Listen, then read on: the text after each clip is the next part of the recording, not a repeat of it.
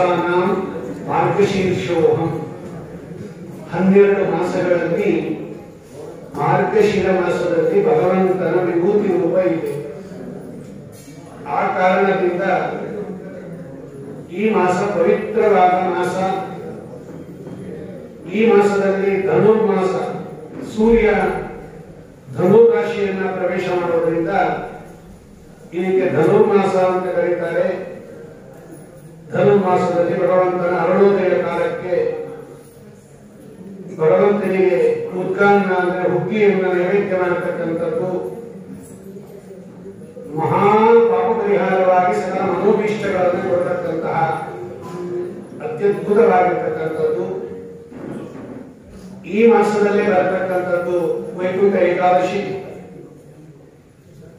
ಮುಕೋಟಿ ದ್ವಾದಶಿ, ಅದರ ಜೊತೆಯಲ್ಲೇ ಬರತಕ್ಕಂಥದ್ದು ಇವತ್ತು ನಾವು ಆಚರಣೆ ಮಾಡ್ತಾ ಇರ್ತಕ್ಕಂತಹ ಹನುಮತ್ ವ್ರತ. ವಸ್ತುತಸ್ತು ನಿನ್ನೆನೇ ಹನುಮತ್ ವ್ರತ ತ್ರಯೋದಶಿ, ಆದರೆ ನಿನ್ನೆ ಕಲಾಮಾತ್ರ ಸಾಧನೆ ಇದ್ದಿದ್ದರಿಂದ ಇಷ್ಟೆಲ್ಲ ಕಾರ್ಯಕ್ರಮಗಳನ್ನ 7 ಗಂಟೆ ಒಳಗಾಗಿ ಮಾಡಿ ಪಾಲನೆ ಮಾಡಬೇಕಾಗಿತ್ತು. ನಿನ್ನೆ ಇಷ್ಟು ಕಾರ್ಯಕ್ರಮ ಮಾಡಿದ್ದರೆ ಆದರೆ ಎಲ್ಲರೂ ಕೂಡ ಅದರಲ್ಲಿ ಪಾಲ್ಗೊಳ್ಳಕ್ಕಾಗೋದಿಲ್ಲ, ಇಷ್ಟೆಲ್ಲವನ್ನ ಮಾಡಕ್ಕಾಗೋದಿಲ್ಲ ಅನ್ನೋ ದೃಷ್ಟಿಯಿಂದ ಇವತ್ತು ಹನುಮತ್ ವ್ರತವನ್ನ ಆಚರಣೆ ಮಾಡ್ತಾ ಇದ್ದೀವಿ. ವಸ್ತುತಸ್ತು ನಿನ್ನೆ ತ್ರಯೋದಶಿ ದಿವಸ ಹನುಮತ್ ವ್ರತ. ಅನೇಕ ವರ್ಷಗಳಿಂದ ಶ್ರೀಮಠದಲ್ಲಿ ಹನುಮತ್ ವ್ರತವನ್ನ ಆಚರಣೆ ಮಾಡ್ತಾ ಇದ್ದೇವೆ. ಯಾಕೆಂದ್ರೆ ಈ ಕಡೆ ಭಾಗದಲ್ಲಿ ನಮ್ಮ ದಕ್ಷಿಣ ಕರ್ನಾಟಕದಲ್ಲಿ ಹನುಮತ್ ವ್ರತ ಮಾಡೋದು ಸ್ವಲ್ಪ ಅಪರೂಪ. ಆದರೆ ಉತ್ತರ ಕರ್ನಾಟಕದಲ್ಲಿ ಬಳ್ಳಾರಿ, ರಾಯಚೂರು, ಹೊಸಪೇಟೆ, ಬಾಗಲಕೋಟೆ ಎಲ್ಲ ಪ್ರತಿಯೊಂದು ಮನೆಯಲ್ಲೂ ಹನುಮತ್ ವ್ರತ ಮಾಡ್ತಾರೆ. ನಾವು ಹೇಗೆ ವರಮಹಾಲಕ್ಷ್ಮಿ ಅನಂತ ವ್ರತ ಮಾಡ್ತೀವೋ ಪ್ರತಿಯೊಬ್ಬರ ಮನೆಯಲ್ಲೂ ಕೂಡ ಹನುಮತ್ ವ್ರತ ಮಾಡ್ತಾರೆ. ಉತ್ತರ ಕರ್ನಾಟಕದಲ್ಲಿ ನಮ್ಮ ಕಡೆ ಸ್ವಲ್ಪ ಕಡಿಮೆ ಹನುಮತ್ ವ್ರತ ಮಾಡೋದು.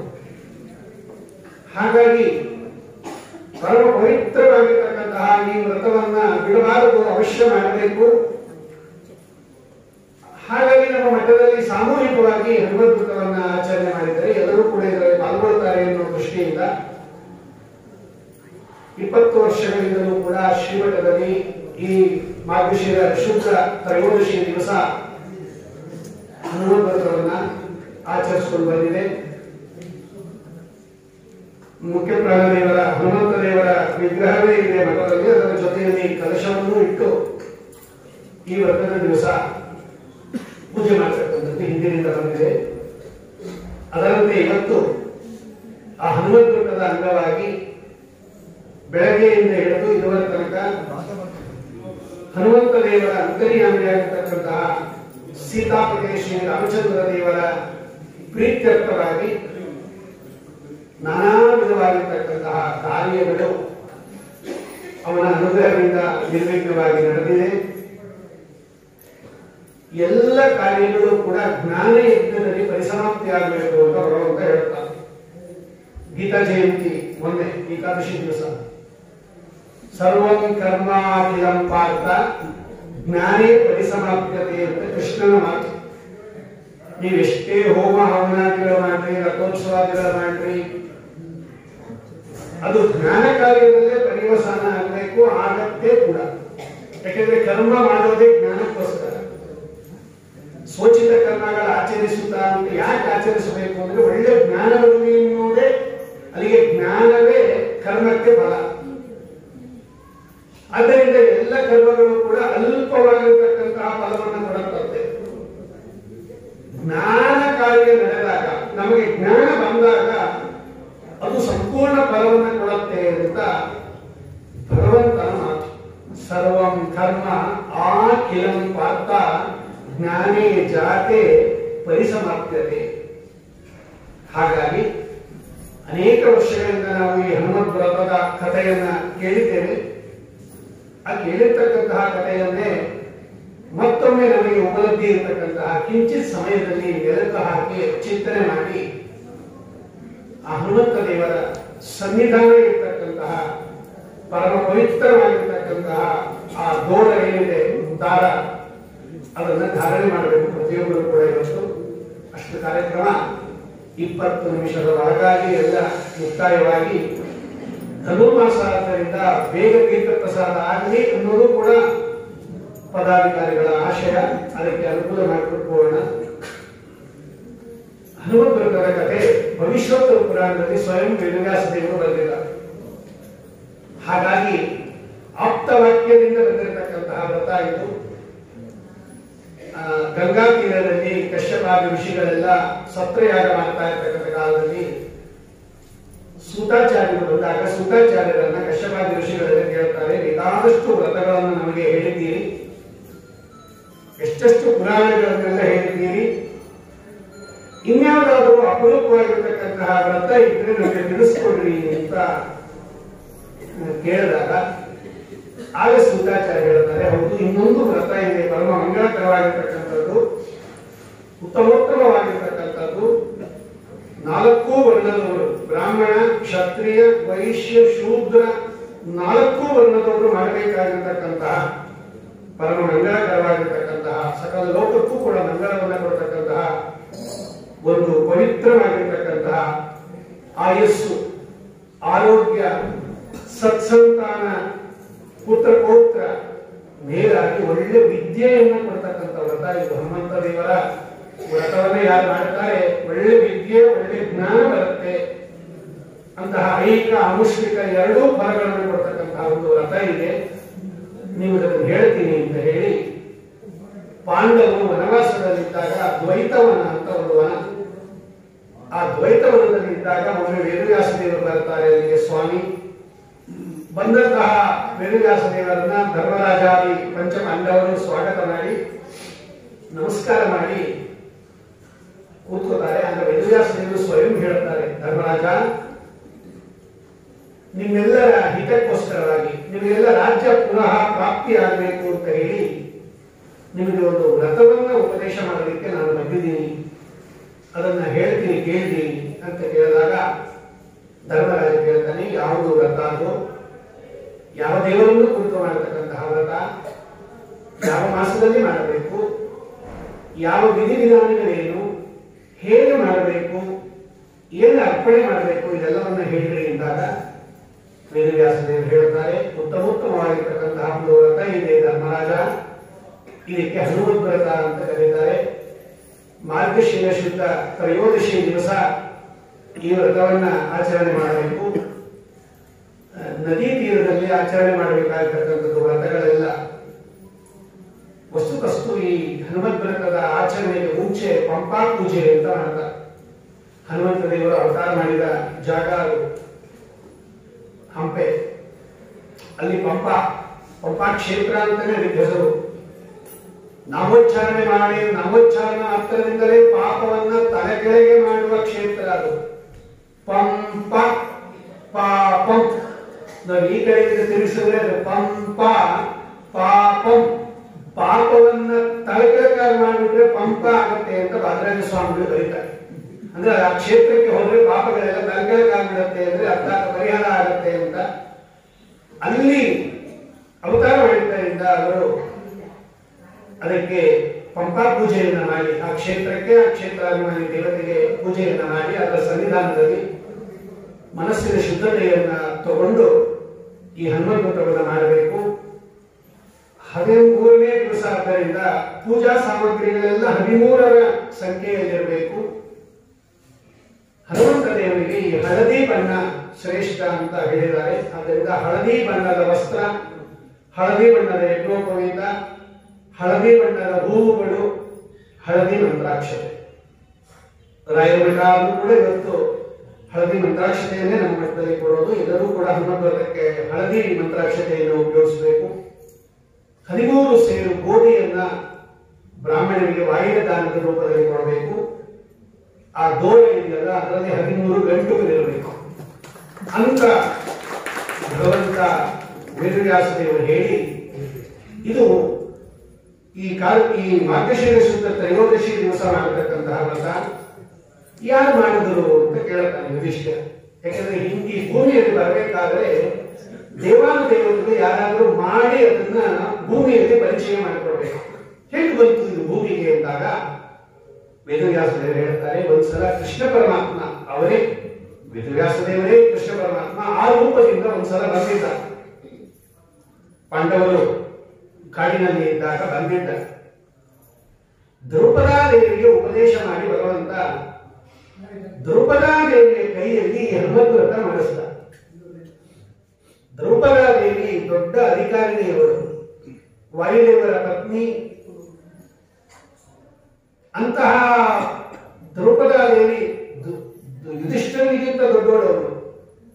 ಆ ದ್ರೌಪದಾದೇವಿಯ ಕೈಯಲ್ಲಿ ಈ ಹನುಮದ್ವ್ರತವನ್ನು ಮಾಡಿಸಿದ ಭಗವಂತ ಕೃಷ್ಣ ಪರಮಾತ್ಮ. ಶ್ರದ್ಧಾಭಕ್ತಿಯಿಂದ ಕೃಷ್ಣನ ಸಂವಿಧಾನದಲ್ಲಿ ದ್ರೌಪದಾದೇವಿ ಮಾಡಿದ್ರು. ಈ ದಾರವನ್ನ ಕಟ್ಕೊಂಡಿದ್ದು ಅವರು. ಅದನ್ನ ಅರ್ಜುನ ನೋಡಿದ ಒಮ್ಮೆ.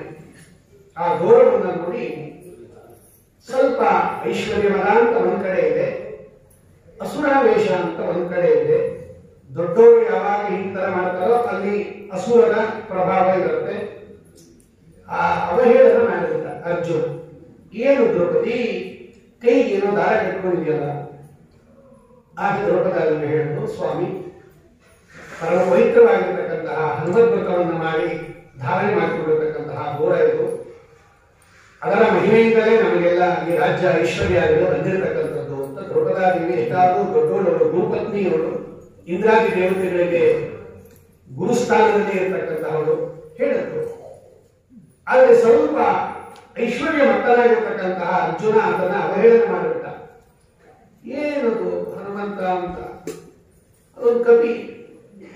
ನೋಡ್ ನಾನೇನ್ ಮಾಡಿದ್ದೀನಿ ನೋಡೋದನ್ನ, ನನ್ನ ಧ್ವಜದಲ್ಲಿ ಅದನ್ನ ಕಟ್ಟಾಕೊಂಡಿದ್ದೀನಿ ನೋಡು, ಕೈ ಕಟ್ಕೊಂಡು ಕೂತಿದೆ ನನ್ನ ಬಾವುಟದಲ್ಲಿ. ಧ್ವಜದ ಇದೆಲ್ಲ ರಥದ ಮೇಲೆ ಧ್ವಜ ಇದೆಯಲ್ಲ ಅಲ್ಲಿ ಕೂಡಿಸಿದ್ದೀನಿ ನೋಡೋದು. ಅದರ ಹೆಸರಲ್ಲಿ ಒಂದು ವ್ರತ ಮಾಡ್ತೀರಾ ನೀವು ಹೆಂಗಸರು ಬುದ್ಧಿನೇ ಹೀಗೆ, ಬಹಳ ಬೇಗ ನಂಬ್ಕೊಂಡ್ಬಿಡ್ತೀರ. ಏನ್ ಹೇಳ್ತಾರೆ ಅದು ಹೇಳದಂತೆ ವ್ರತ ಮಾಡುವಂತ ಮಾಡ್ಬಿಟ್ಟೆ ನೀನು ಅಂತ ಸ್ವಲ್ಪ ಅವಹೇಳನ ಮಾತುಗಳನ್ನ ಆಡ್ಬಿಟ್ಟ ಅರ್ಜುನ. ಇದೆಲ್ಲ ತಾತ್ಕಾಲಿಕವಾಗಿರ್ತಕ್ಕಂಥದ್ದು. ಅರ್ಜುನ ಇಂದ್ರದೇವರು ಇಂತಹ ಮಹಾನುಭಾವವನ್ನು ನಾವು ಮೊನ್ನೆ ನೋಡಿದ್ವಿ. ಭಗವದ್ಗೀತಾ ಸಂದರ್ಭದಲ್ಲಿ ಭಗವಂತನ ಮುಖದಿಂದ ಗೀತಾವನ್ನು ಶ್ರವಣ ಮಾಡಿರ್ತಕ್ಕಂತಹ ಮಹಾನುಭಾವ ಸಾಮಾನ್ಯ ಅಂತ ತಿಳ್ಕೋಬೇಡ್ರಿ. ಇಂದ್ರದೇವರ ಪದವಿ ಅದೆಷ್ಟು ಸಾಧನೆ ಮಾಡಬೇಕು ಅದಕ್ಕೆ ಬರೋದಕ್ಕೆ. ಆದರೂ ಕೂಡ ಕೆಲವು ಸಲ ಹಂಗಾಗತ್ತೆ ಅಸುರಾವೇಶದಿಂದ. ಯಾವಾಗ 13 ಗ್ರಂಥಿ ಅಂತ ಕರೀತಾರ ಗಂಟುಗಳಿಗೆ, ಆ 13 ಗ್ರಂಥಿಯಿಂದ ಕೂಡಿದ ದೋರವನ್ನ ಅವಮಾನ ಮಾಡಿದ. ಅದಕ್ಕೆ ಇವರು 13 ವರ್ಷ ದುಃಖವನ್ನು ಅನುಭವಿಸಬೇಕಾಯಿತು. ಯದ್ಯಪಿ ಆನಂದವಾಗೇ ಇದ್ರು ಪಾಂಡವರು, ಏನು ಕಷ್ಟಪಡಲಿಲ್ಲ, ದುಃಖವನ್ನು ಅನುಭವಿಸಲಿಲ್ಲ. ಒಟ್ಟಿನಲ್ಲಿ ರಾಜ್ಯವನ್ನು ಕಳೆದುಕೊಂಡು ಕಾಡಿನಲ್ಲಿ ಇರಬೇಕಾಗಿತ್ತು. 12 ವರ್ಷ ವನವಾಸ, 1 ವರ್ಷ ಅಜ್ಞಾತವಾಸ, 13 ವರ್ಷ. ನೋಡಿ ಇಲ್ಲೇ ಇದ್ದಾರೆ ದ್ರೌಪದಾದೇವಿ. ಕೇಳು, ಹೌದು ದ್ರೌಪದಾದೇವಿ, ಹೌದು ನಾನು ಮಾಡಿದ್ದೆ. ಧರ್ಮರಾಜನಿಗಿಂತ ದೊಡ್ಡ ಅಧಿಕಾರಿಯಾದ್ದರಿಂದ ಕೃಷ್ಣ ದ್ರೌಪದಾದೇವಿಯ ಕೈಯಲ್ಲಿ ಮಾಡಿಸ್ಬಿಟ್ಟ. ಅಲ್ಲ ಹೆಂಡತಿ ಮಾಡಿದ್ದು ಗಂಡನಿಗೆ ಗೊತ್ತಿಲ್ವಾ ಅಂತ ಪ್ರಶ್ನೆ ಬರುತ್ತೆ. ಅವರು ಧರ್ಮರಾಜ ದ್ರೌಪದಾದೇವಿಯ ಗಂಡ ಅಲ್ಲ ಅನ್ನೋದು ಎಲ್ಲರೂ ತಿಳ್ಕೊಂಡಿರ್ಬೇಕು. ದ್ರೌಪದಾದೇವಿಯ ಗಂಡ ಭೀಮಸೇನ ದೇವರು, ಅವ್ರಿಗೆ ಗೊತ್ತಿತ್ತು. ಧರ್ಮರಾಜನಿಗೆ ಗೊತ್ತಿಲ್ಲದೆ ಇದ್ರೆ ಏನು ತೊಂದರೆ ಇಲ್ಲ. ತಾರತಮ್ಯದಲ್ಲಿ ಯಮಧರ್ಮರಾಜರು ತುಂಬಾ ಕೆಳಗಿರೋರು ದ್ರೌಪದಾದೇವಿಗಿಂತ. ಧರ್ಮರಾಜನಿಗೆ ಗೊತ್ತಾಗದೇ ಇದ್ರೆ ಏನು ತೊಂದರೆ ಇಲ್ಲ. ಭೀಮಸೇನ ದೇವರು ಗೊತ್ತಿತ್ತು ಭಗವಂತನ ಇಚ್ಛೆಯನ್ನ ಅರಿತವರಾದ್ದರಿಂದ ಅವರು ಸುಮ್ಮನೆ ಆಗಿಬಿಟ್ರು. ಇವರಿಗೆಲ್ಲ ಬುದ್ಧಿ ಬರಲಿ ಅನ್ನೋ ದೃಷ್ಟಿಯಿಂದ. ಹೌದು ದ್ರೌಪದಾದೇವಿ ಉನ್ನತ ಅಧಿಕಾರಿಯವರು, ನಿಜ ಪತ್ನಿಯವರು ವಾಯುದೇವರಿಗೆ, ಅವಳಿಗೆ ಮಾಡತಕ್ಕಂತಹ ಅಧಿಕಾರ ಇದೆ. ಬೇರೆ ಹೆಣ್ಣು ಮಕ್ಕಳಿಗೆ ಅಧಿಕಾರ ಇಲ್ಲ. ದ್ರೌಪದಾದೇವಿ ಮಾಡಿದ್ರು ಅಂತ ನಾವು ಮಾಡೋಂಗಿಲ್ಲ. ಋಷಿ ಸ್ತ್ರೀಯರು ಮಾಡ್ತಾರೆ, ದೇವತಾ ಸ್ತ್ರೀಯರು ಮಾಡ್ತಾರೆ. ಆಚಾರ್ಯ ಹೇಳ್ತಾರೆ, ನಾನು ಗೀತಾ ಭಾಷ್ಯದಲ್ಲಿ ಗೀತಾ ತಾತ್ಪರ್ಯದಲ್ಲಿ ಹೇಳ್ತಾರೆ, ಋಷಿ ಸ್ತ್ರೀಯರಿಗೆ ದೇವತಾ ಸ್ತ್ರೀಯರಿಗೆ ವೇದಾಧ್ಯಯನದಲ್ಲಿ ಅಧಿಕಾರ ಇದೆ. ಹಾಗಂತ ಮನುಷ್ಯರು ಮಾಡಬಾರದು, ಅವರವರ ಗುಂಪಿಗೆ ಬೇರೆ ಬೇರೆ ಅಂತಾರೆ ಆಚಾರ್ಯ.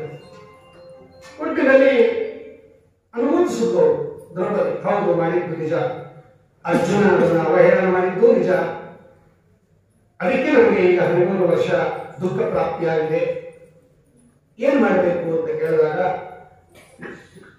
ಯಾಕೆ ಬಂತು ಈ ವ್ರತ ಭೂಮಿಯಲ್ಲಿ ಮಾಡಿದ್ದೇನೋ ಮಾಡಿಸ್ಬಿಟ್ಟ ಭಗವಂತ ದ್ರೌಪದಿ ಕೈಯಲ್ಲಿ. ಇದು ಬಂದಿದ್ದು ಹೇಗೆ, ಈ ವ್ರತ ಪ್ರಾರಂಭ ಆಗಿದ್ದು ಹೇಗೆ, ಈ ವ್ರತ ಮಾಡಬೇಕು ಅಂತ ಲೋಕದಲ್ಲಿ ಪ್ರವೃತ್ತವಾಗಿದ್ದು ಹೇಗೆ ಅಂತ ಕೇಳಿದಾಗ ಆಗ ವೇದವ್ಯಾಸದೇವರು ಹೇಳ್ತಾರೆ, ಹನುಮಂತ ದೇವರು ಅವತಾರ ಮಾಡಿದರು ಚೈತ್ರ ಶುದ್ಧ ಹುಣ್ಣಿಮೆ, ಅದು ಹನುಮತ್ ಜಯಂತಿ, ಇದು ಹನುಮತ್ ವ್ರತ. ಎರಡು ಹನುಮಂತ ದೇವರ ಹೆಸರಲ್ಲೇ ಇರೋದ್ರಿಂದ ಸ್ವಲ್ಪ ತುಂಬಾ ಜನ ಇದನ್ನ ತಪ್ಪಾಗಿ ತಿಳ್ಕೊಂಡಿದ್ದಾರೆ. ಇದನ್ನೇ ಹನುಮತ್ ಜಯಂತಿ ಅಂತ ಮಾಡಿರುತ್ತಾರೆ. ಇದು ಹನುಮತ್ ವ್ರತ, ಮಾರ್ಗಶೀರ್ಷ ಶುದ್ಧ ತ್ರಯೋದಶಿ ಹನುಮತ್ ವ್ರತ, ಚೈತ್ರ ಶುದ್ಧ ಹುಣ್ಣಿಮೆ ಹನುಮತ್ ಜಯಂತಿ, ಅವತಾರ ಮಾಡಿದ ದಿವಸ. ಅಲ್ಲಿಗೆ ಸರಿಯಾಗಿ 15 ದಿವಸಕ್ಕೆ ಸೂರ್ಯಗ್ರಹಣ ಇತ್ತು, ಅಮಾವಾಸ್ಯೆ. ಇವರು ಪೂರ್ಣಿಮಾ ಮಾಡಿದ್ರು. ಮುಂದಿನ ಅಮಾವಾಸ್ಯೆಗೆ ಗ್ರಹಣ ಇದ್ದಾಗ ಆ ರಾಹುವಿನಿಂದ ಸೂರ್ಯನನ್ನ ರಕ್ಷಣೆ ಮಾಡೋಣ ಅಂತ ಹಾರಿದ್ರು, ಸೂರ್ಯಮಂಡಲಕ್ಕೆ ಹಾರಿಬಿಟ್ರು ಹನುಮಂತ ದೇವರು. ಈ ಇಂದ್ರದೇವರು ತಪ್ಪಾಗಿ ತಿಳ್ಕೊಂಡು ಸೂರ್ಯನಿಗೆ ಏನೋ ತೊಂದರೆ ಕೊಡಕ್ಕೆ ಬರ್ತಾ ಇದ್ದಾರೆ ಅಂತ ಹೇಳಿ ತಮ್ಮ ವಜ್ರಾಯುಧದಿಂದ ಹೊಡೆದು ಇನ್ನು ಚಿಕ್ಕ 15 ದಿವಸ ಆಗಿರೋರು ಹನುಮಂತ ದೇವರು ಅವತಾರ ಮಾಡಿದ್ದಾರೆ. ಅಂತಹ ವಜ್ರಾಯುಧದ ಏಟು ಬಿದ್ದರೂ ಕೂಡ ನೋಡ್ರಿ ಹನುಮಂತ ದೇವರಿಗೆ ಏನಾಗಲಿಲ್ಲ. ಸಾಮಾನ್ಯವಾಗಿ ಕಪಿಗಳಿಗೆಲ್ಲ ಅದು ದಪ್ಪ ಇದ್ದೇ ಇರುತ್ತೆ, ದವಡೆ, ಅದು ಸ್ವಾಭಾವಿಕ. ಅದು ಆ ರೂಪದಲ್ಲೇ ಇದ್ದರು.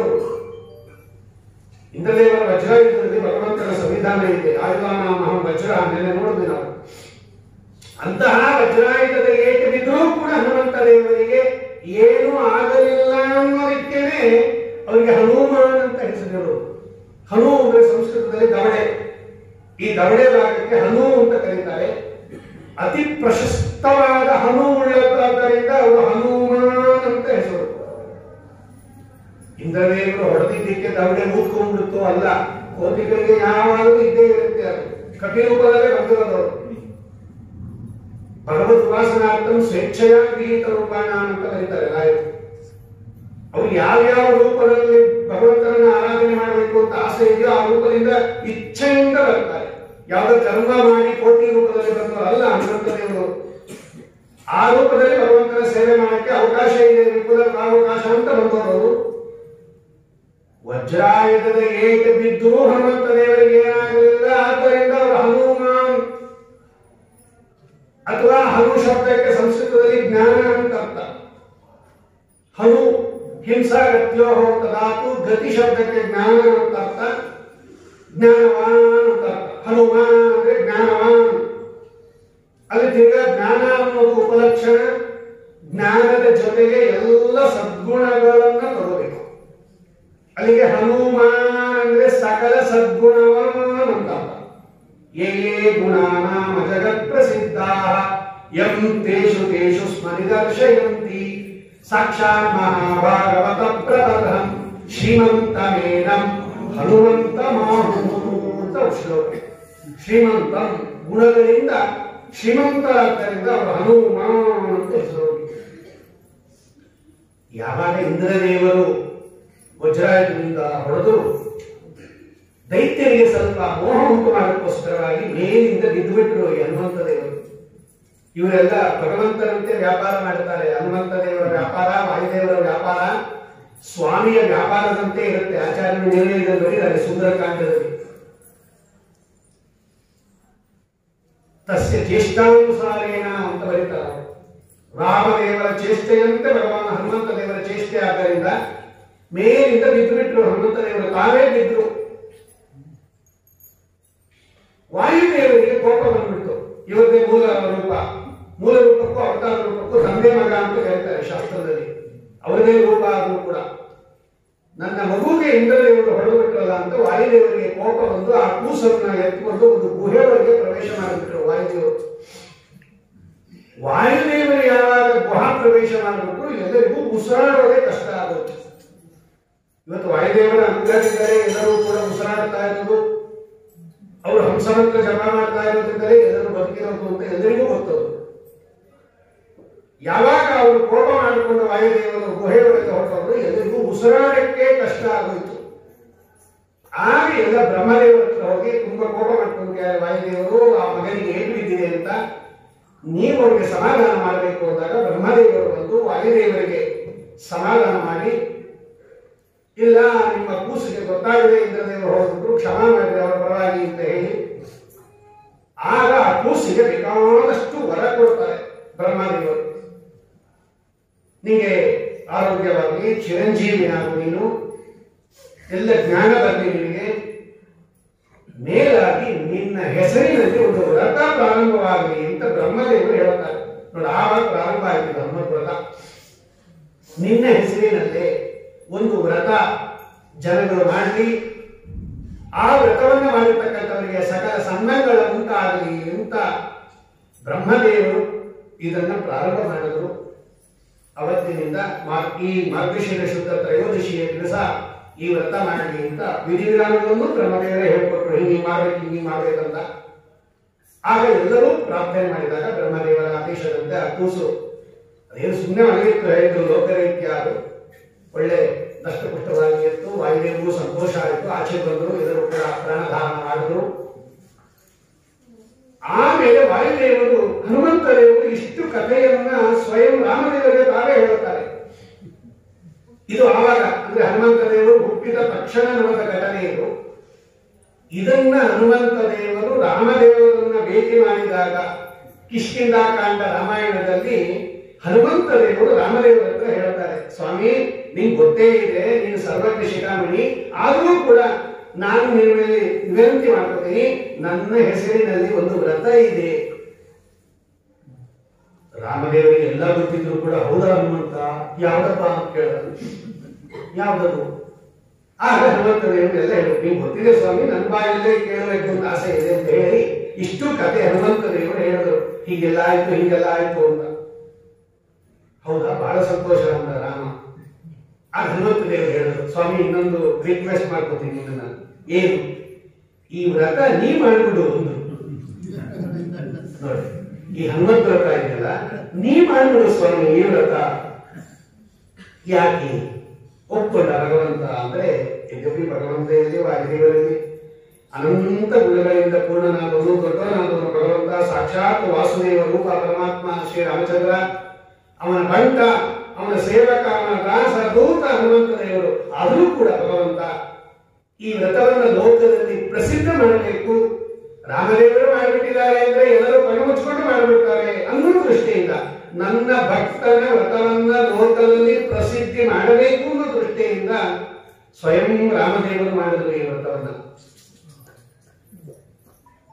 ನಾ ಮಾಡ್ತೀನಿ ಹನುಮಂತದೇವರು, ರಾಮದೇವರು ಹೇಳಿದ್ರು ನಾ ಮಾಡ್ತೀನಿ ಅಂತ ಹೇಳಿ. ಯಾಕೆಂದ್ರೆ ಭಗವದ್ಗೀತೆಯಲ್ಲಿ ಒಂದು ಮಾತಾಡ್ತಾರೆ ಭಗವಂತ, ಯದ್ಯದಾಚರತಿ ಶ್ರೇಷ್ಠ ತತ್ತದೇವೇ ತದೋಚನ ಸಯತ್ ಪ್ರಮಾಣಂ ಕುರುತೆ ಲೋಕಸ್ತದನು ವರ್ತತೆ. ದೊಡ್ಡವರು ಏನು ಮಾಡ್ತಾರೆ, ಚಿಕ್ಕವರು ಅದನ್ನ ಪ್ರಮಾಣ ಅಂತ ತಿಳ್ಕೊಂಡು ಅದನ್ನು ಮುಂದುವರಿಸ್ತಾರೆ ಅಂತ ಇರೋದ್ರಿಂದ ನಾನು ಮಾಡಿಬಿಟ್ಟಾರೆ, ಸರ್ವೋತ್ತಮನಾದ ನಾನು ಮಾಡಿಬಿಟ್ಟಾರೆ. ಹೇಗೆ ಕೃಷ್ಣ ಪರಮಾತ್ಮ ಗಣೇಶ ವ್ರತವನ್ನ ಮಾಡಿ ಆಪತ್ತನ್ನ ಅಂದ್ರೆ ತನ್ನ ಮೇಲೆ ಬಂದಿರತಕ್ಕಂಥ ಅಪವಾದವನ್ನ ಕಳ್ಕೊಂಡು, ಗಣೇಶ ವ್ರತ ಮಾಡಿ ಗಣಪತಿ ಪೂಜೆ ಮಾಡಿ ಭಗವಂತನಿಗೆ ಏನ್ ಆಪತ್ತು ಹೋಗ್ಬೇಕಾದ್ರೆ ನಮ್ಗೆ ಆಪತ್ತು ಬರೋದೇ ಇಲ್ಲ. ಅದು ಕೂಡ ಲೋಕದಲ್ಲಿ ಗಣೇಶ ವ್ರತ, ವರಸಿದ್ಧಿ ವಿನಾಯಕ ವ್ರತ ಪ್ರಸಿದ್ಧ ಆಗಲಿ ಅನ್ನೋ ದೃಷ್ಟಿಯಿಂದ ಸ್ವಾಮಿ ಹೇಗೆ ಮಾಡಿದ್ನೋ ಅದರಂತೆ ರಾಮದೇವರು ಕೂಡ ತನ್ನ ಪ್ರೀತಿ ಪಾತ್ರನಾದ ಹನುಮಂತ ದೇವರ ವ್ರತವನ್ನ ತಾನು ಮಾಡಿ ಲೋಕದಲ್ಲಿ ಅದನ್ನ ಪ್ರಸಿದ್ಧಿಗೆ ತರಿಸಿ ಆಮೇಲೆ ಸುಗ್ರೀವನ ಕೈಯಲ್ಲಿ ಮಾಡಿಸ್ತಾನೆ ಭಗವಂತ. ಸುಗ್ರೀವನೇ ಮಾಡಿದ ವ್ರತವನ್ನ, ಸುಗ್ರೀವ ಭಕ್ತಿಯಿಂದ ವ್ರತವನ್ನ ಮಾಡಿದ. ವಿಭೀಷಣನ ಕೈಯಲ್ಲಿ ಮಾಡಿಸ್ತಾನೆ ಭಗವಂತ. ವಿಭೀಷಣ ನೀ ಮಾಡು, ರಾವಣನ ಸಂಹಾರ ಆದ ಮೇಲೆ ವಿಭೀಷಣನ ಕೈಯಲ್ಲಿ ಭಗವಂತ ಹನುಮಂತ ವ್ರತವನ್ನ ಮಾಡಿಸ್ತಾರೆ. ನೋಡೋರೆಲ್ಲ ಮಾಡಿರ್ತಕ್ಕಂಥದ್ದು ಹಂಗೆ ಕಾಲಾನುಕ್ರಮದಲ್ಲಿ ಒಬ್ಬರಿಂದ ಒಬ್ಬರಿಗೆ ಹರಡಿ ಆ ಋಷಿ ಪರಂಪರಾದಲ್ಲಿ ಬಂದು ಇವತ್ತಿನ ತನಕ ಜೀವಂತವಾಗಿದೆ ಹನುಮಂತ ದೇವರ ಈ ಪರಮ ಪವಿತ್ರವಾಗಿರ್ತಕ್ಕಂತಹ ವ್ರತ. ಇದನ್ನ ಮಾಡು ಧರ್ಮರಾಜ ಅಂತ ಮತ್ತೊಮ್ಮೆ ವೇದವ್ಯಾಸ ದೇವರು ಈಗ ಮಾಡುತ್ತೀಗ ಮುಂದೆ ಮಾರ್ಗಶಿರ ಶುದ್ಧ ತ್ರಯೋದಶಿ ಬರುತ್ತೆ, ನಾನೇ ಮಾಡಿಸ್ತೀನಿ ಅಂತ ಹೇಳಿ ವೇದವ್ಯಾಸ ದೇವರ ಸಂವಿಧಾನದಲ್ಲಿ ಧರ್ಮರಾಜ ಮತ್ತೆ ಮಾರ್ಗಶಿರ ಶುದ್ಧ ತ್ರಯೋದಶಿ ಬಂದಾಗ ತನ್ನ ತಮ್ಮಂದಿರು ಹೆಂಡತಿಯೊಂದಿಗೆ ಕೂಡಿಕೊಂಡು ಈ ವ್ರತವನ್ನ ಮಾಡಿ ಆ ವ್ರತದ ಪ್ರಭಾವದಿಂದ ಮತ್ತೆ ಸಂಪದ್ಭರಿತವಾಗಿರ್ತಕ್ಕಂತಹ ಹಸ್ತಿನಾವತಿಯನ್ನ ಪಡೆದ, ರಾಜ್ಯವನ್ನ ಪಡೆದ ಅಂತ ಹೇಳಿ ಆಮೇಲೆ ಹೇಳ್ತಾರೆ ನೋಡಿ, ಇಂತಹ ಪರಮ ಪವಿತ್ರವಾಗಿರತಕ್ಕಂತಹ ವ್ರತ ಇದು. ಇದರಲ್ಲಿ ಎಷ್ಟು ಪ್ರಸಿದ್ಧವಾಗಿರ್ತಕ್ಕಂಥದ್ದು ಅಂತ ಹೇಳಿದ್ರೆ, ಈ ವ್ರತದ ಬರೆದಿರ್ತಕ್ಕಂತಹ ಕಥೆ ಮನೆಯಲ್ಲಿದ್ರೆ ಸಾಕಂತ್ರಿ. ಎಷ್ಟು ಪರಮ ಪ್ರಸಿದ್ಧವಾಗಿದೆ ಇದು ಅಂದ್ರೆ, ಈ ವ್ರತದ ಚರಿತ್ರೆಯನ್ನ ಬರೆದಿರ್ತಕ್ಕಂಥ ಪುಸ್ತಕ ನಿಮ್ಮ ಮನೆಯಲ್ಲಿದ್ರು ಸಾಕಂತೆ, ಅಷ್ಟು ಪರಮ ಪವಿತ್ರವಾಗಿರ್ತಕ್ಕಂಥದ್ದು. ಆಮೇಲೆ ಯಾರ್ಯಾರು ಇದನ್ನ ಸ್ಮರಣೆ ಮಾಡ್ತಾರೆ, ಅರ್ಥಾತ್ ಉತ್ಕೃಷ್ಟವಾಗಿರ್ತಕ್ಕಂತಹ ರೀತಿಯಲ್ಲಿ ಓಂ ನಮೋ ಭಗವತೆ ವಾಯುನಂದನಾಯ ಅಂತ ಮಂತ್ರ. ಕೆಲವರಿಗೆಲ್ಲ ಏನು ಅಂದ್ರೆ ಸದ್ಯ ಒಂದು ಮಂತ್ರ ಸಿಕ್ಕಿದ್ರೆ ಸಾಕು ಈಗ ಶುರು ಮಾಡ್ತಾರೆ ಸ್ವಲ್ಪ. ಇದು ಗಂಡಸರು ಮಾತ್ರ ಉಪದೇಶ ಪಡೆದು ಉಚ್ಚಾರಣೆ ಮಾಡುವ ಮಂತ್ರ. ಇದು ಹೆಣ್ಣು ಮಕ್ಕಳು ಹೇಳ್ಕೋಬಾರದು. ನಾವೇನ್ ಕಡಿಮೆ ಅದೆಲ್ಲ ಇಲ್ಲಿ ಮಠದಲ್ಲಿ ನಡೆಯೋಲ್ಲ. ನೀವೆಲ್ಲ ಹೊರಗಡೆ ಬೇಕಾದ್ರೆ ಬಾವುಟ ಇಟ್ಕೊಳ್ರಿ. ಶಾಸ್ತ್ರದಲ್ಲಿ ಯಾರೇನ್ ಹೇಳ್ಬೇಕು ಅದೇ ಹೇಳಬೇಕು, ಯಾರೇನ್ ಮಾಡ್ಬೇಕು ಅದೇ ಮಾಡ್ಬೇಕು. ಭಗವಂತ ಸ್ಪಷ್ಟವಾಗಿ ಹೇಳಿದ್ದಾರೆ. ಹಾಗೆ ಮಿತಿ ಮೀರಿ ಮಾಡೋದಿಲ್ಲ ನೀವು. ಅಲ್ಲಿ ಓಂಕಾರ ಇದೆ, ಹೆಣ್ಣು ಮಕ್ಕಳಿಗೆ ಓಂಕಾರ ಉಚ್ಚಾರಣೆ ಇಲ್ಲ. ಅದು ಪ್ರಣವ ಮಂತ್ರ, ಅದು ವೇದ, ಅದು ವೇದ ಉಚ್ಚಾರಣೆ ಇಲ್ಲ. ಮಿತಿ ಮೀರಿ ಮಾಡ್ತೀನಿ ಅಂದ್ರೆ ಆ ರೀತಿಯನ್ನ ಅನುಭವಿಸ್ಬೇಕಾಗುತ್ತೆ ನೀವು. ಆದ್ದರಿಂದ ಗುರುಗಳಿಂದ ಉಪದೇಶವನ್ನ ಪಡೆದು ಓಂ ನಮೋ ಭಗವತೆ ವಾಯುನಂದನಾಯ ಅಂತ ಮಂತ್ರ ಇದೆ. ಓಂ ನಮೋ ಭಗವತೆ ವಾಸುದೇವಾಯ ಇದ್ದಂಗೆ ಓಂ ನಮೋ ಭಗವತೆ ವಾಯುನಂದನಾಯ. ಇವತ್ತು ಮಾಡತಕ್ಕಂಥ ಎಲ್ಲ ಪೂಜೆಗಳನ್ನ ಈ ಮಂತ್ರದಿಂದ ಮಾಡಬೇಕು. ಹೆಣ್ಣು ಮಕ್ಕಳು ಓಂಕಾರದ ಬದಲಾಗಿ ಶ್ರೀ ವಾಯುನಂದನಾಯ ನಮಃ ಅಂತ ಇಷ್ಟ ಹೇಳ್ಬೋದು. ನೀವು ಕೃಷ್ಣ ಮಂತ್ರ ಶ್ರೀ ಕೃಷ್ಣಾಯ ನಮಃ ಅಂತ ಹೆಂಗ್ ಮಾಡ್ಕೋತೀರೋ, ಅದು ವಸ್ತು ಕ್ಲೀನ್ ಕೃಷ್ಣಾಯ ನಮಃ, ಓಂ ಕ್ಲೀನ್ ಕೃಷ್ಣಾಯ ನಮಃ ಅಂತಿರೋದು. ನಿಮ್ಗೋಸ್ಕರ ಅದನ್ನ ಏನ್ ಮಾಡ್ಕೊಬಿಟ್ಟಿರೋದು, ಶ್ರೀ ಕೃಷ್ಣಾಯ ನಮಃ ಅಂತ ಮಾಡಿದ್ರು. ಓಂ ಜಾಗದಲ್ಲಿ ಶ್ರೀ ಹಾಕಿದ್ರು. ಹಾಗೆ ನೀವು ಶ್ರೀ ವಾಯುನಂದನಾಯ ನಮಃ ಅಂತ ಹೇಳ್ಕೋಬಹುದು.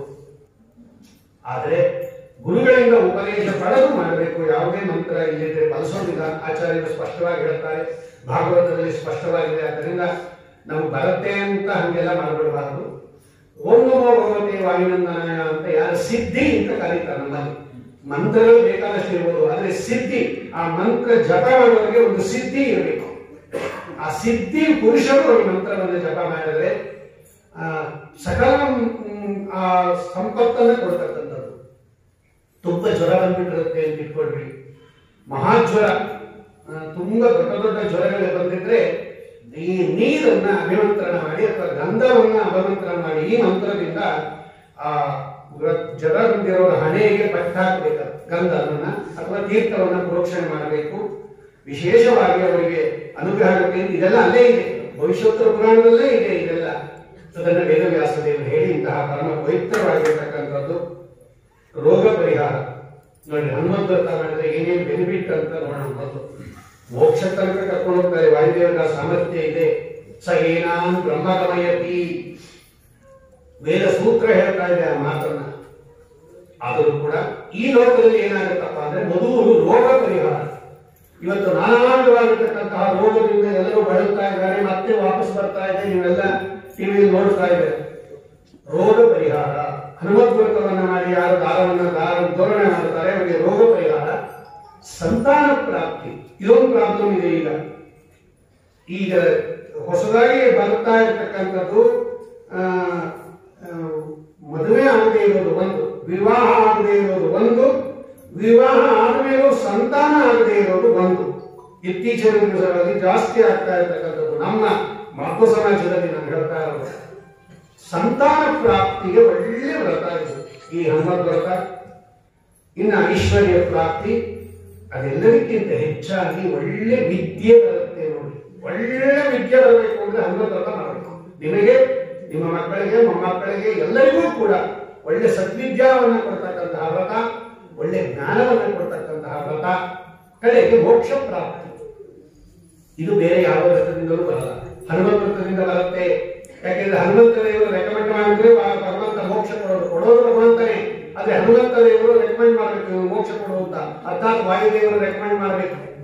ತೊಡದೀನಂ ದೂರಂ ಅನಾಥಂ ಶರಣಾಗತಂ ಏನು ಉದ್ಧಾರ ವಿಜ್ಞಾಪನ ಕರ್ತೃಣಂ. ಅವರು ಭಗವಂತನ ಹತ್ರ ಕೇಳ್ಕೋಬೇಕು ಉದ್ಧಾರ ಮಾಡುವಂತ ಅಂತಹ ಪರಮ ಪವಿತ್ರವಾಗಿರ್ತಕ್ಕಂತಹ ವ್ರತ ಅಂತ ಹೇಳುತ್ತಾ ಇದನ್ನ ಪರಿಸಮಾಪ್ತಿ ಮಾಡಿ ವೇದವ್ಯಾಸ ದೇವರು ತಾವೇ ಧರ್ಮರಾಜನ ಕೈಯಲ್ಲಿ ಇದನ್ನ ಮಾಡಿಸಿದ ತಕ್ಷಣ ನೋಡ್ರಿ ಅವರಿಗೆ ಕೌರವರ ಸಂಹಾರ ಆಯಿತು. ಒಳ್ಳೆ ಸಿಂಹಾಸನ ಬಂದು ಆಮೇಲೂ ಹಂಗೆ ಇದ್ದು ಧರ್ಮರಾಜರು ಕೃಷ್ಣನ ಮಾತಿನಂತೆ ಅದನ್ನು ನಡೆದು ಜೀವನ ಪೂರ್ತಿ ಹಂಗೆ ಧರ್ಮದಿಂದ ನಡೆದಿರತಕ್ಕಂಥವರು ಧರ್ಮರಾಜ. ಜ್ಞಾನ ಭಕ್ತಿ ವೈರಾಗ್ಯಾದಿಗಳ 10 ಗುಣಗಳ ಸಂಕೇತ ಭೀಮಸೇನ ದೇವರು. ಶ್ರವಣ ಮನನ ನಿಧಿಧ್ಯಾಸನದ ಸಂಕೇತ ಅರ್ಜುನ. ಶೀಲದ ಸಂಕೇತ ನಕುಲ. ಈ ಉತ್ಕೃಷ್ಟ ವಿನಯದ ಸಂಕೇತ ಸಹದೇವ. ಸಕಲ ವಿದ್ಯೆಗಳ ಸಂಕೇತ ದ್ರೌಪದಿ. ಸರ್ವ ವಿದ್ಯಾ ದ್ರೌಪದೀತು. ಪಾಂಡವರೆಲ್ಲ ರೆಪ್ರೆಸೆಂಟೇಟಿವ್ ಅವರು. ಧರ್ಮರಾಜ ಧರ್ಮವನ್ನ ರೆಪ್ರೆಸೆಂಟ್ ಮಾಡಿದರೆ 10 ಗುಣಗಳನ್ನ ಭೀಮಸೇನ ದೇವರು ರೆಪ್ರೆಸೆಂಟ್ ಮಾಡ್ತಾರೆ. ಜ್ಞಾನೇ ವಿರಾಗೆ ಹರಿಭಕ್ತಿ ಭಾವೇ ಧೃತಿಸ್ಥಿತಿ ಪ್ರಾಣಬಲೇಶು ಯೋಗೆ ಬುದ್ಧೌಚನಾನ್ಯೋ ಹನುಮತ್ ಸಮಾನ. ಭೀಮಸೇನ ದೇವರು ಇಷ್ಟು 10 ಗುಣಗಳ ರೆಪ್ರೆಸೆಂಟೇಟಿವ್ ಅವರು. ಅರ್ಜುನ ಶ್ರವಣ ಮನನ ನಿಧಿಧ್ಯಾಸನದ ಸಂಕೇತ. ಹಂಗಿರ್ಬೇಕು. ನಾವು ಧರ್ಮರಾಜರಾಗಬೇಕು, ನಾವು ಭೀಮಸೇನರಾಗಬೇಕು, ನಾವು ಅರ್ಜುನ ಆಗಬೇಕು, ನಾವು ನಕುಲ ಸಹದೇವ ಆಗಬೇಕು. ಪಂಚಪಾಂಡವರಲ್ಲಿರುವ ಗುಣಗಳು ನಮ್ಮಲ್ಲಿ ಬರಬೇಕು. ಆಗ ದ್ರೌಪದಿ ಅರ್ಥಾತ್ ವಿದ್ಯೆ ನಮಗೆ ಸಿದ್ಧಿ ಆಗತ್ತೆ. ಕಡೆಗೆ ಭಗವಂತ ಮೋಕ್ಷವನ್ನು ಕೊಡ್ತಾನೆ ಅಂತ ಶ್ರೀಮದ್ ಆಚಾರ್ಯರು ಇದಕ್ಕೆಲ್ಲ ಅನುವಾದಿ ಅರ್ಥ ಅಂತ ಬರೀತಾರೆ. ಅದನ್ನು ತಿಳಿಸ್ಕೊಟ್ಟಿದ್ದಾರೆ. ಅಂತಹ ಪರಮ ಪವಿತ್ರವಾದ ವೇದವ್ಯಾಸ ದೇವರ ಸನ್ನಿಧಾನದಲ್ಲಿ ಪಾಂಡವರು ಮಾಡಿ ಮತ್ತೆ ರಾಜ್ಯವನ್ನ ಪಡೆದರು ಅಂತ ಹೇಳಿ ಇದನ್ನ ಸೂತಾಚಾರ್ಯರು ಶೌನಕಾದಿಗಳಿಗೆ ಹೇಳಿ ಮಂಗಳವನ್ನ ಮಾಡ್ತಾ ಇದ್ದಾರೆ. ಇಂತಹ ಪರಮ ಪವಿತ್ರವಾಗಿರತಕ್ಕಂತಹ ವ್ರತವನ್ನ ನಾನು ಆಗಲೇ ಹೇಳಿದಂಗೆ ಆ ಕಡೆ ಎಲ್ಲ ಬಳ್ಳಾರಿ ರಾಯಚೂರು ಕಡೆ ಎಲ್ಲ ಬಹಳ ಪ್ರಸಿದ್ಧವಾಗಿರ್ತಕ್ಕಂತಹ ವ್ರತ ಇದು. ಮನೆಗಳಲ್ಲಿ ಮಾಡುತ್ತಾರೆ. ಆದ್ರೆ ನಮ್ಮ ಕಡೆ ಅದು ತುಂಬಾ ಕಡಿಮೆ ಇದೆ. ಕಾರಣಾಂತರಗಳಿಂದ ಯಾಕೆ ಬಂದಿದ್ದೋ, ಯಾಕೆ ಬಿದ್ದೋಗಿದ್ದೋ, ಯಾಕೆ ಪ್ರಾರಂಭ ಮಾಡಿದ್ದೋ ಅದು ಗೊತ್ತಿಲ್ಲ. ಆದ್ರೆ ಆ ವ್ರತವನ್ನ ನಾವು ಅದನ್ನ ಮುಂದುವರಿಸಬೇಕು, ಅದನ್ನು ಜೀವಂತವಾಗಿ ಇಡಬೇಕು. ಈ ಕಡೆ ಭಾಗದವರೆಗೂ ಅದು ಗೊತ್ತಾಗಬೇಕು ಅನ್ನೋ ದೃಷ್ಟಿಯಿಂದ ಅಪರೂಪವಾಗಿರ್ತಕ್ಕಂತಹ ಈ ವ್ರತವನ್ನ ಎಲ್ಲ ಮಠಗಳಲ್ಲೂ ಮಾಡುತ್ತಾರೆ. ನಮ್ಮ ಮಠದಲ್ಲೂ ಕೂಡ ಸಾಮೂಹಿಕವಾಗಿ ಅನೇಕ ಪ್ರಾರಂಭದಿಂದಲೂ ಕೂಡ ಇದನ್ನು ಮಾಡಿಕೊಂಡು ಬರ್ತಾ ಇದ್ವಿ. 100 ಜನ ಈ ವ್ರತವನ್ನ ಮಾಡಿ ವಿಶೇಷ ಅನುಗ್ರಹಕ್ಕೆ ಪಾತ್ರರಾಗಿದ್ದಾರೆ ಅಂತ ಹೇಳ್ತಾ ಈ 13 ಗಂಟುಗಳು ಇರತಕ್ಕಂತಹ ಈ ದೂರ ಇದರಲ್ಲಿ 13 ಗಂಟೆಗಳು ಹಾಕಿರ್ತಾರೆ. ಆಯಾ ವ್ರತಕ್ಕೆ ಸಂಬಂಧಂತೆ 14 ಅನಂತ ಪದ್ಮನಾಭ ವ್ರತಕ್ಕೆ, 14 9 ಸ್ವರ್ಣಗೌರಿ ವ್ರತಕ್ಕೆ, ವರಮಹಾಲಕ್ಷ್ಮಿ ವ್ರತಕ್ಕೆ ಆ ದೂರದಲ್ಲಿ ಆ ಗ್ರಂಥಿಯನ್ನು ವ್ಯತ್ಯಾಸ ಮಾಡಿದ್ದಾರೆ. 13 ತ್ರಯೋದಶಿ ಆದ್ದರಿಂದ ಇದು 13 ಗಂಟುಗಳು ಗ್ರಂಥಿ ಇರತಕ್ಕಂಥದ್ದು. ಒಂದೊಂದು ಗ್ರಂಥಿಯಲ್ಲೂ ಕೂಡ ಹನುಮಂತ ದೇವರ ಸನ್ನಿಧಾನ ಇರುತ್ತೆ. ಇಲ್ಲಿ ಹನುಮಂತ ದೇವರ ಸನ್ನಿಧಾನ ಅಂದ್ರೆ ಅವರ ಅಂತರ್ಯಾಮಿ ಸೀತಾಪತಿ ಶ್ರೀ ರಾಮಚಂದ್ರ ದೇವರ ಪೂಜೆನೇ ಅದು. ನೇರವಾಗಿ ಹನುಮಂತ ವ್ರತ ಅಂದ್ರೆ ಹನುಮಂತ ದೇವರಿಗೆ ಮಾತ್ರ ಅಂತ ಸೀಮಿತ ಅಲ್ಲ. ಅದು ನಮ್ಮಲ್ಲಿ ಯಾವುದೇ ಪೂಜೆ ಆದರೂ ಕೂಡ ಅದು ಅಂತತೋಗತ್ವ ಎಲ್ಲಿ ಹೋಗಬೇಕದು ಸರ್ವದೇವ ನಮಸ್ಕಾರ ಕೇಶವಂ ಪ್ರತಿರಚ್ಚ ರಾಮದೇವರ ಪೂಜೆನೇ ಅದು. ಅಂದ್ರೆ ಹನುಮಂತ ದೇವರ ಅಧಿಷ್ಠಾನದಲ್ಲಿ ರಾಮದೇವರ ಪೂಜೆ ಆದ್ದರಿಂದ ಈ 13 ದೋಳದಲ್ಲಿ ಅಥವಾ ಗ್ರಂಥಿಯಲ್ಲಿ 13 ಹನುಮಂತ ದೇವರ ಗುಣಗಳನ್ನ ಹೇಳತಕ್ಕಂತಹ ಸನ್ನಿಧಾನ ಇರುತ್ತೆ. ಅದೊಂದು ಹೇಳ್ಬಿಟ್ಟು ನಿಮ್ಗೆಲ್ಲರಿಗೂ ಆ ಗೌರವನ್ನ ಕೊಡ್ತಾರೆ. ಅಂದ್ರೆ ಆ ಕೆಪ್ಕೊಂಡಿರ್ತಕ್ಕಂಥ ದಾರದಲ್ಲಿ ಏನಿದೆ ಅಂತ ನೀವು ಗೊತ್ತಾಗಬೇಕು. ಹನುಮಾನ್ ದೋರ ರೂಪೇಣ ಅಂತಾನೆ ಮಂತ್ರ ಅದು. ಹನುಮಂತ ದೇವರೇ ದಾರದ ರೂಪದಲ್ಲಿ ನಮ್ಮ ದೇಹದ ಮೇಲೆ ಇರ್ತಾರಂತೆ. ಅವರು ಸರ್ವಾಪದ್ಯೋ ರಕ್ಷ ರಕ್ಷ. ಹನುಮಂತ ದೇವರು ನಮ್ಮ ಹತ್ರ ಇದ್ದಾಗ ಇನ್ನೇನು ಆಪತ್ತು ಬರಕ್ಕೆ ಸಾಧ್ಯ. ಆದ್ದರಿಂದ ಎಲ್ಲ ಆಪತ್ತುಗಳಿಂದ ಪರಿಹಾರ ಮಾಡ್ತಾರೆ ಅಂತ ಹೇಳಿ ಆ 13 ಏನು ಗುಣಗಳು ಹೇಳಿದ್ದಾರೆ ಅದು ಮಾತ್ರ ಹೇಳಿಬಿಡ್ತೀನಿ. ವಾನರ ರಕ್ಷಕಾಯ. ವಾನರ ಅಂದ್ರೆ ಕೋಟಿ ಕೋಟಿ ವಾನರರನ್ನ ರಕ್ಷಣೆ ಮಾಡತಕ್ಕಂಥವ್ರು. ಇದೆಲ್ಲ ರಾಮಾಯಣದಲ್ಲಿ ಸುಂದರ ಕಥೆ ಇದೆ. ಇನ್ನೊಮ್ಮೆ ಯಾವಾಗಲಾದ್ರೂ ಹೇಳ್ತೀನಿ ಅದನ್ನ. ವಾನರ ರಕ್ಷಕ ಅನ್ನೋ ಬಿರುದಿನಿಂದ ಕೂಡಿದ ಹನುಮಂತ ದೇವರ ಸನ್ನಿಧಾನ ಮೊದಲನೇ ಗ್ರಂಥಿಯಲ್ಲಿರುತ್ತೆ, ಮೊದಲನೇ ಗಂಟಿನಲ್ಲಿ. ಆಮೇಲೆ ರಾಕ್ಷಸ ಸಂಹಾರಕಾಯ. ರಾಕ್ಷಸರನ್ನ ಸಂಹಾರ ಮಾಡಿದರು ಅನ್ನೋ ಗುಣದಿಂದ ಕೂಡಿರ್ತಕ್ಕಂಥ ಹನುಮಂತ ದೇವರ ಸನ್ನಿಧಾನ ಎರಡನೇದಲ್ಲಿರುತ್ತೆ. ತೀರ್ಣ ಸಿಂಧವೇ. ಸಮುದ್ರ ದಾಟಿದವರು, ಸಮುದ್ರ ಲಂಘನ ಮಾಡಿದವರು ಆ ರೂಪ ಇದೆ. ರಾಮದೂತಾಯ ನಮಃ. 4ನೇ ಗ್ರಂಥದಲ್ಲಿ ರಾಮದೂತ ಅನ್ನುವ ರೂಪದಿಂದ ಅರ್ಥಾತ್ ಆ ಗುಣದಿಂದ ಇದ್ದಾರೆ. 5ನೇದಲ್ಲಿ ಕವಲೀಕೃತ ಸೂರ್ಯಮಂಡಲಾಯ ನಮಃ. ಸೂರ್ಯಮಂಡಲಕ್ಕೆ ಹಾರಿದವರು ಹನುಮಂತ ದೇವರು, ಆ ವೇಗದಿಂದ ಕೂಡಿರ್ತಕ್ಕಂಥ ಹನುಮಂತ ದೇವರಿದ್ದಾರೆ. ಆಮೇಲೆ ಚಿರಂಜೀವಿಗಳು ಹನುಮಂತ ದೇವರು, ಚಿರಕಾಲ ಜೀವಿತಾಯ ನಮಃ. ಸತತ ಬ್ರಹ್ಮಚಾರಿಣೇ ನಮಃ. ಬ್ರಹ್ಮಚಾರಿಗಳು ಅಂದ್ರೆ ಆಶ್ರಮದಿಂದಲೂ ಬ್ರಹ್ಮಚಾರಿಗಳು. ಬ್ರಹ್ಮ ಅಂದ್ರೆ ಪರಮಾತ್ಮ, ಅವನಲ್ಲಿ ಚರಿಸೋದು ಅಂತ ಅರ್ಥ. ಅಂದ್ರೆ ಎಲ್ಲ ಅವಯವಗಳು ಭಗವಂತನ ಪರವಾಗಿ ಇದ್ದವರಿಗೆ ಬ್ರಹ್ಮಚರ್ಯ ಅಂತ ಕರೀತಾರೆ. ಬ್ರಹ್ಮಚರ್ಯಾದಿ ಧರ್ಮೈ ವಯಸ್ಸುತಿಯಲ್ಲಿ ಬ್ರಹ್ಮಚರ್ಯ ಅಂದ್ರೆ ಸಕಲ ಇಂದ್ರಿಯಗಳನ್ನು ಕೂಡ ಪರಮಾತ್ಮನ ಸೇವೆಗೆ ಯಾರು ಮೀಸಲಿಟ್ಟಿರ್ತಾರೋ ಅವರಿಗೆ ಬ್ರಹ್ಮಚರ್ಯ ಅಂತ ಕರೀತಾರೆ. ಅಂತಹ ಬ್ರಹ್ಮಚಾರಿ, ಸತತ ಬ್ರಹ್ಮಚಾರಿ, ಯಾವಾಗಲೂ ಭಗವಂತನನ್ನು ಚಿಂತನೆ ಮಾಡುವವರು. ಆಮೇಲೆ ರಾವಣ ಗರ್ವ ಅಪಹತ್ರೇ ನಮಃ. ರಾವಣನಿಗೆ ಏನು ಗರ್ವ ಇತ್ತು ಅದು ಸುಂದರಕಾಂಡದಲ್ಲಿ ನಿಮ್ಗೆಲ್ಲ ಗೊತ್ತಾಗುತ್ತೆ. ಅವೈದು ತಮಾಗತಂ ದುರಂತ ವಿಕ್ರಮಸ್ಯಮ ರಾಮ ಬಾಣಧಾರಣೆ ಅಲ್ಲೆಲ್ಲ ಬೇಕಾದಷ್ಟು ಹೇಳಿದ್ದಾರೆ ಹನುಮಂತ ದೇವರು. ಅವನ ಗರ್ವವನ್ನು ಶಮನ ಮಾಡಿರ್ತಕ್ಕಂಥವರು. ಇನ್ನೊಂದೇನಪ್ಪ ಅಂದ್ರೆ ಭಾವಿ ಬ್ರಹ್ಮಣೇ ನಮಃ. ಮುಂದೆ ಬ್ರಹ್ಮ ಪದವಿಗೆ ಹೋಗುವುದು ಇವರು ವಾಯುದೇವರು, ಇದೇ ಹನುಮಂತ ದೇವರು. ಆಮೇಲೆ ಅವಿದ್ಯಾ ಸಂಹತ್ರೇ ನಮಃ. ಅವಿದ್ಯೆಯನ್ನ ಅಜ್ಞಾನವನ್ನು ನಾಶ ಮಾಡತಕ್ಕಂತಹ ಸಾಮರ್ಥ್ಯವುಳ್ಳವರು. ಭಕ್ತಾಭೀಷ್ಟ ಪ್ರದಾಯಕಾಯ ನಮಃ. ಸಕಲ ಅಭೀಷ್ಟಗಳನ್ನು ಕೊಡ್ತಾರೆ ಹನುಮಂತ ದೇವರು. ಆಮೇಲೆ ಸಕಲ ದೇವತಾ ಸ್ತುತ್ಯಾಯ ನಮಃ. ಅವರಿಗಿಂತ ಕೆಳಗಡೆ ಇರತಕ್ಕಂತಹ ಗರುಡಶೇಷ ರುದ್ರಾದಿಗಳಿಂದ ಸ್ತುತ್ಯರಾಗುವರು ಅಂತ ಹೀಗೆ 13 ಅವರ ಗುಣಗಳನ್ನ ಹೇಳಿ ಅವರ 13 ಆ ಹನುಮಂತ ರೂಪವನ್ನ ಇದರಲ್ಲಿ ಆವಾಹನೆ ಮಾಡಿರುತ್ತೆ. ಅಂತಹ ಪರಮ ಪವಿತ್ರವಾದ ದೂರವನ್ನ ಈಗ ನಿಮಗೆಲ್ಲರಿಗೂ ಕೂಡ ಕೊಡ್ತಾರೆ. ಅದಕ್ಕೆ ಮಂತ್ರ ಇದೆ. ಆ ದೂರವನ್ನ ಧಾರಣೆ ಮಾಡೋದಕ್ಕೆ ಇದೊಂದು ಮಂತ್ರ ಇದೆ. ನಿಮ್ಗೆಲ್ಲ ಕೊಟ್ಟ ಮೇಲೆ ಆ ಮಂತ್ರವನ್ನ ಹೇಳಿಸ್ತೀರಿ. ಪ್ರತಿ ವರ್ಷದಂತೆ ಸುಮ್ಮನೆ ಕೊಟ್ಟರು ಅಂತ ಅದನ್ನು ಹಾಕಿಬಿಡೋದಲ್ಲ, ಅದಕ್ಕೆ ಮಂತ್ರ ಇದೆ.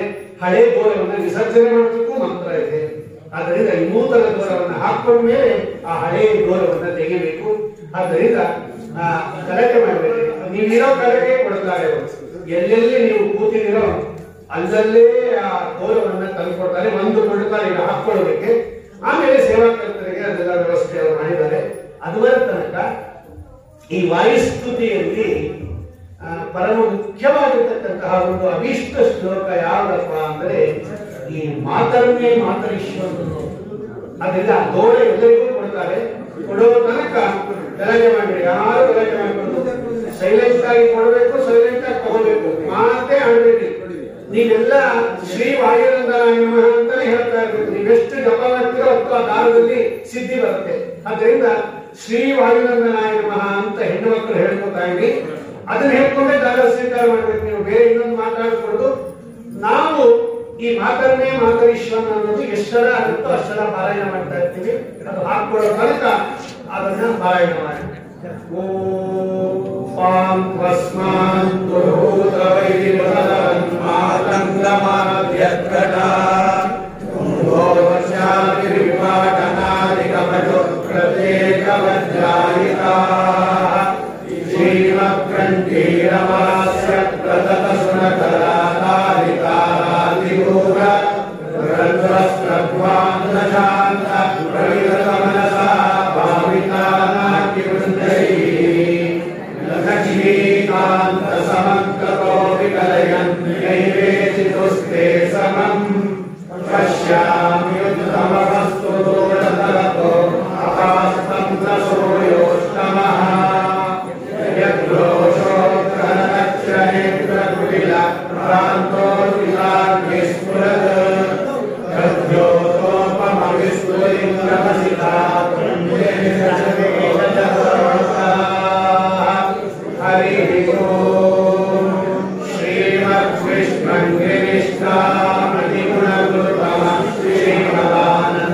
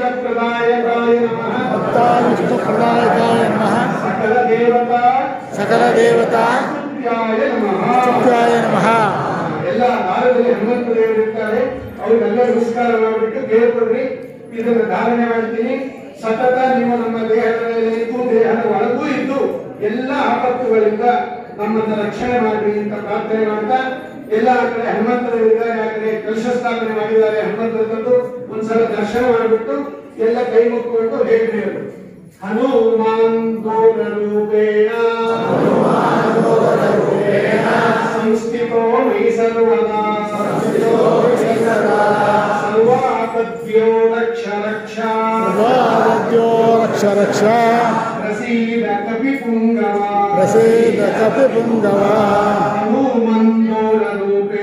हनुमन्दोररूपेण संस्थितो मयि सर्वदा सर्वापद्यो रक्ष रक्षा प्रसीद कपिपुङ्गव अनुवदन्तर्गत श्री सीतापते श्री रामचन्द्राय नमः